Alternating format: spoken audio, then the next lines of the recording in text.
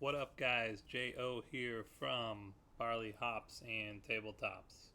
Today, we're going to take a look at the Alien Allies add-on pack, and we're going to really focus in on to try and answer the question, are the Alien Allies worth bringing into any mission?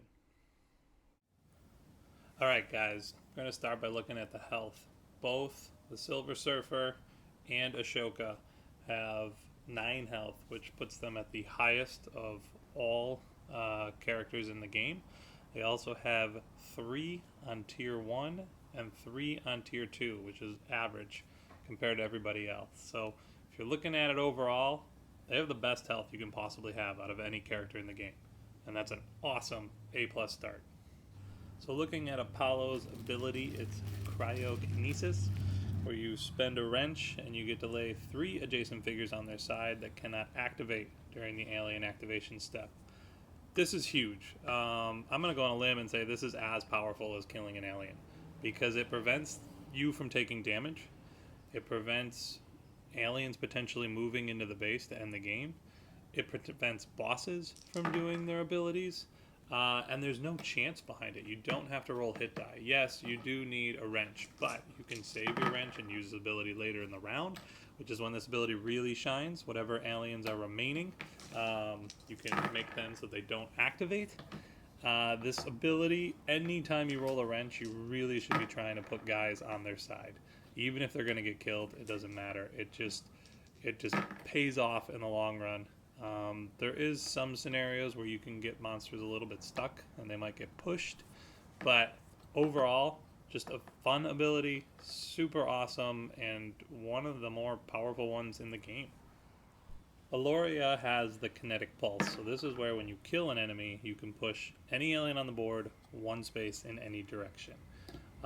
This is not as powerful, I don't believe, as Apollo's ability, but it has a lot more versatility.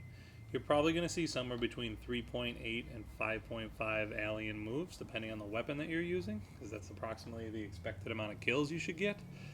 But this gives you so much flex. When you kill an alien, you could move another alien within range. Let's say you roll 2 hit die and both of them are successful, then you can hit that one that comes into range. You can move an entire row, all the aliens in a row, just by moving 1 backwards. They all move 1 backwards. You could save your base from losing by moving aliens that are close to it backwards.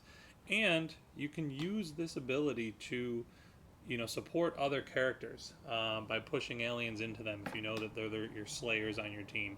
There's so much flexibility, and it's always useful. The hardest part is in the moment, understanding and knowing how you want to use her ability.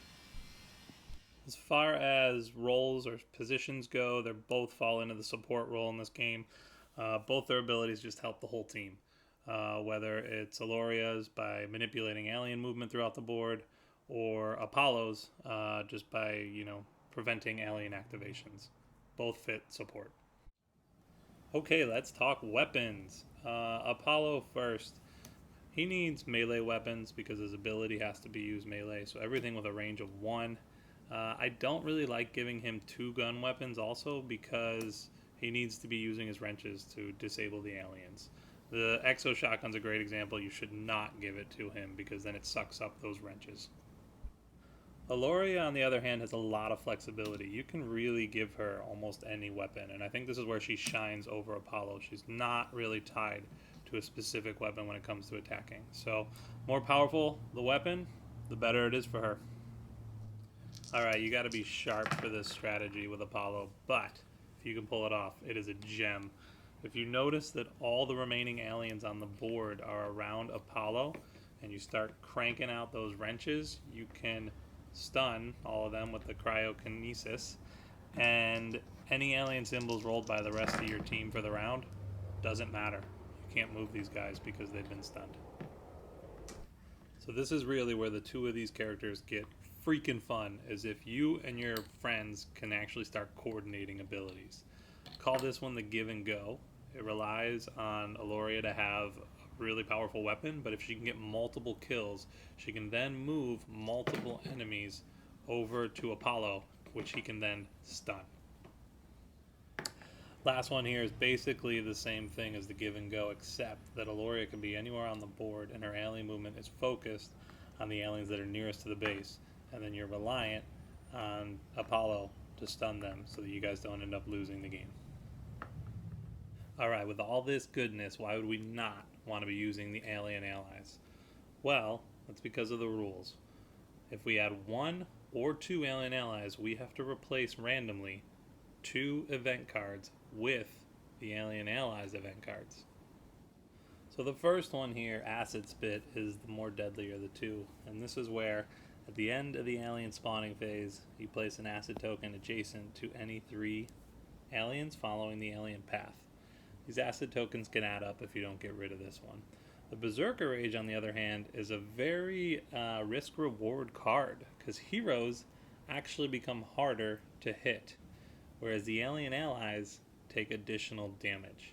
This actually is a benefit because of the health that we talked about with the alien allies earlier. However, if you add 2 alien allies versus 1, this card becomes more powerful because there's a higher chance that either one of them can take that damage. Overall, in comparison to other events, these are some of the weaker event cards. Alright guys, so this is what your deck looks like on easy. There's 5 no effect cards. We got the 2 sudden movements, which I find on easy is not that big of a deal. So it's generally one of the easier cards. The only bad event really is the Swarm Rush. So if you choose to use the alien allies, you got to replace 2 of these events randomly. And now we talked about these events. They're not really bad ongoing events compared to the rest of the deck. Problem here is you're getting rid of an easier event. So I would say on easy, you have an 88% chance that you're going to replace an easier card. It's not worth using them. So if we go further here, and if we look at medium, medium replaces these 3 no effect events with these ongoing events. So suddenly it's gotten a little bit harder. There is still the 2 sudden movements and the 2 no effects. So that means that out of the event deck, 50% of them are easier events that you don't really have to worry about, and they're definitely easier than the alien allies events. So you got to be careful with this one. I think it's a risk. You could replace one of these ongoing events. That would be an ideal scenario because the alien ally ones tend to be a little bit easier, but you could also be replacing your no effects. You could be replacing a no effect or a sudden movement. It's a 50% shot. Overall, I tend to lean towards the fact that even though the alien allies on medium will probably make the event deck harder, I still think that their abilities and everything that we just went over about how good they are make them 100% worth it, even if you only bring 1 in versus 2. Next we look at hard. Hard, we lose both of these no effects. We get 1 more ongoing event, and then we get the dreaded boss rush. So now we got both the Swarm Rush and the boss rush, which is terrible. We got 4 of these, which means that they're going to be drawing up a lot of actions, right? Because we got to get rid of them. Maybe we don't choose to, but for the most part, they're drawing up more actions than we were. And we got sudden movements, which sudden movements were considered weak in all the other classes, easy and medium, but not so much in hard. And the reason for that is you have that extra spawn. So there's almost always monsters or aliens on the board. This sudden movement actually becomes a little bit more powerful in hard. You'll notice that it's still weaker than all the rest of these, I would say, but it becomes more powerful. Your chances are you got about a 25% chance to replace these sudden movements with these events.